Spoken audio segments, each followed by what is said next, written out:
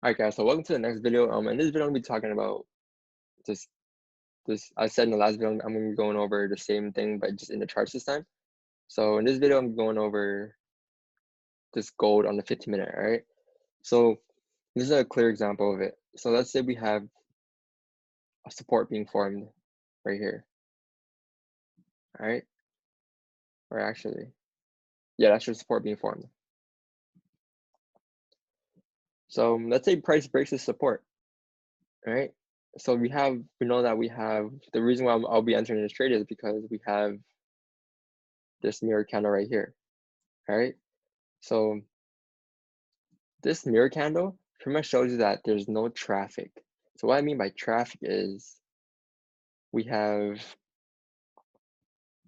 price will come down, right? Looks to the left, it sees traffic. All right, price finally breaks that, looks to the left, no traffic, it continues to go down, comes down, looks to the left, no traffic. All right, comes down, looks to the left, no traffic. All right, no, it comes down, looks to the left, and there's traffic now. So this is now your traffic. So that's why price will pretty much struggle here. Like on this side, it might not struggle here, but more than likely, whenever price breaks like a certain amount of support and resistance, and it reaches traffic, it will most likely consolidate or something. All right. So that's why I'll enter this trade in the first place. So let's break it down though. So what happens when there's no retest, right? So you obviously see that price broke this level of support right here, broke this level of support being formed. But what happens on this candle? There's no retest on the previous candle. Remember how in the last video I talked about how there was going to be that wick being formed? So here we have, let's zoom up a little bit. Let's see, we have, actually no, let me draw this first. The support, and then we have this.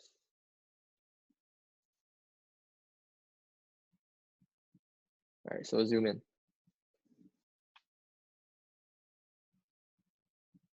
So this right here we have this candle that closed below the support. So now what people usually wait for is that retest right here and continuation of it down, right? But price never got to retest this area again. It just came up to make this wick right here, right?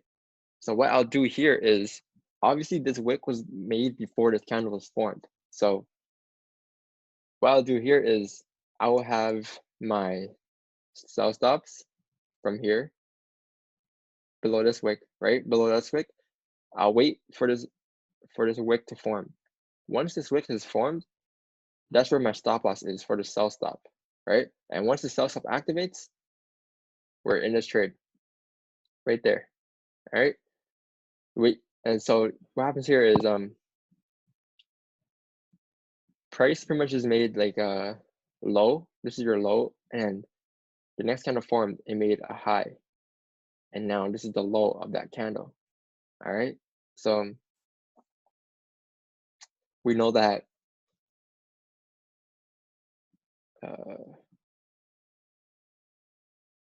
we now know that this is like your resistance, right? And because the price breaks this previous candle high, this wick high, it will continue to go up even further up, right?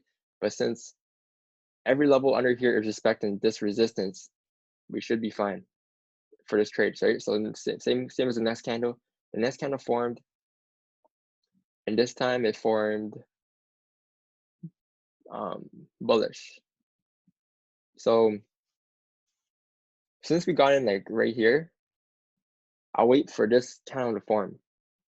Wherever this candle forms, like wherever this wick, this candle, so let's say this candle forms, wherever that wick is now my stop loss. So now I'll move my stop loss instead of up to here, right? Instead of up being here at this previous candle wick, it's now at this candle wick, right? Because it's just unnecessary to have your stop loss up here when you know that price, once it breaks this previous candle wick, it's gonna continue going up.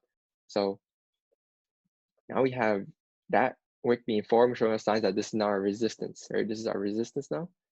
So once it kind of forms, it closes here, right? So if we were in this trade right now, from let's say we got in like right here, My stop loss would be right here. This is around entry level. So let's wait for a next candle to form, and now forms a previous candle high, right? So once this wick is being made on this new candle, what I'll do is I'll move my stop loss now to here, right? Because we know that this is our overall resistance. You know that the previous candle closed below this resistance, and this candle closed below this resistance as well, below, right? So now that'll be my stop loss. So we got in pretty much around here, and now this is like about 10 pips, right? So same thing for next candle. The next candle formed. So no, after this candle formed, it made a lower wick. Pretty much tap TP, right? So yeah, I'll be pretty much out of this trade right now. I wouldn't like, usually what I do sometimes is I don't actually wait for price to touch TP. If it comes like 5 pips away from TP, I just sometimes secure most of my profits.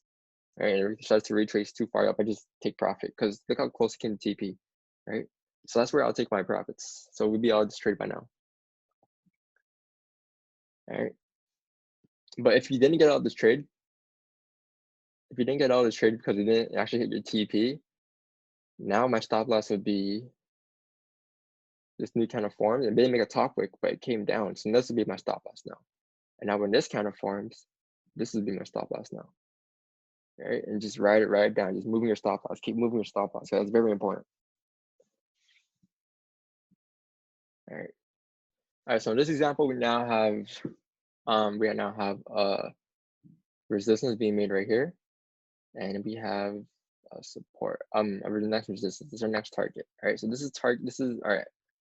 We're anticipating that when price breaks this level, we're gonna come up to here. So what happens here is we actually have a candle closure above this resistance level right there. All right. And once that candle forms, what happens to the next candle? This candle makes a bottom wick. So what do you do now? This will now be your stop loss, right? That's now your stop loss.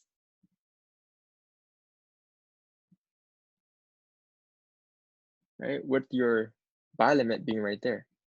So if I were to enter this trade, my trade would look like this. Buy limit's right there. With my stop loss below this wick. All right, that's like about a 10 pip stop loss, and with my TP right there. It's like a 100 and hold on, what pips is this? 150 pip move. All right. So yeah, it's 150 pip move. Pretty much just have we have buy stops right there based off the previous candle high, because we know that that's the previous candle high. We know that's the high, right? And if price breaks the high, it will continue to go up. It's like breaking resistance. The high is the resistance, and the previous candle low is a support. So that's our stop loss. And once price this candle closes, we know that the next candle is gonna make a little wick down. So since we know where we're in, or we know what we're in, we know that position that we're in right now, we know that the next candle has to form make a bottom wick. So you wouldn't get faked out by this low bottom wick, right? So once this bottom wick is formed, that's now your stop loss. So that's now your stop loss, and you should be risk-free at this point, right? This is your stop loss, and continuation to the next zone, which is right here, tap TP and this next candle. All right, so you see that once price broke this, same situation. If you didn't enter down here, the thing about this is like you don't have to wait for that one entry. If you miss this entry down here, you have more opportunities up here. I'll show you how. So say we have this previous candle high that formed. All right, so now I'll have my buy limits. I will now have my buy limits right there, and my stop loss will be below this kind of wick. Because once that wick forms, that's not my stop loss for the buy limit. So what I'll do is actually place a buy limit, and I wouldn't have to put the stop loss in yet. I'll put the TP in, but I wouldn't put the stop loss in yet, just because price didn't make that lower wick. But wherever that lower wick is, depending on how far it comes back, if it comes back to a position where I'm comfortable to risk that amount of pips, so let's say this is a 30 pip, I'll be taking it. If there's like a 100 pip wick, I'm not going to take it because I'm re-risking too much. Or I'll take it, but put a lower lot size. But in this case, I would just enter my regular lot size with stop loss below this wick and my target at the next resistance right there. Right? So once this buy stop activates, see how there's no drawdown, I'm just going straight up into the next TP right there. So yeah, that's it. In the next video, I'm gonna be talking about. I think I'll be talking about fake outs, or I might have a video about stop where to put your stop losses and where and how to manage the trades. Right. So that's the next video. So I hope you guys enjoy this video.